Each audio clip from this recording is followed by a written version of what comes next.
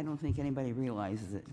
They sometimes wonder why I got up here, and over all the years, I've fought for individual property rights, my own and people around me down at the Pier Pond, and I've had things from the Board of Supervisor and the Ventura County Board of Realtors, blah, blah, blah, blah, blah.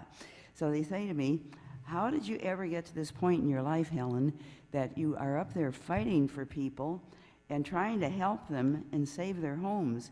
And I says, well, you know, I think that the psychiatrists say that you, whatever happens when you're young and then you're growing up, it affects your life as you get older. And I look back on my life.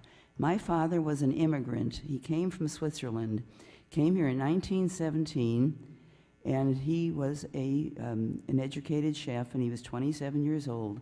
He met my mother, and after 3 months, I guess it was love at first sight, they were married. They planned for a family, and my father bought a 3-flat building. They called them flats at the time. And in 1921, I was born. And so we lived in this beautiful brownstone house for years, and in 1929, the great crash came. And you think we have a depression now. That was a depression. And I was 8 years old at the time in 1929. So we were living in there for a time, and the depression went on for all the 30s.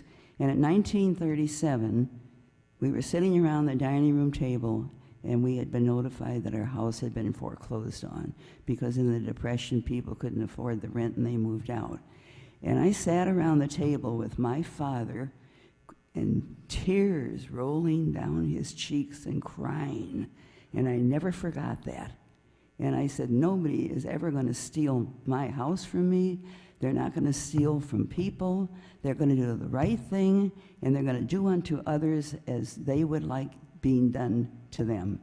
And that is why I have come out so strongly about this particular item of extending the amnesty for a year and getting rid of that horrible energy code that only applies to new construction.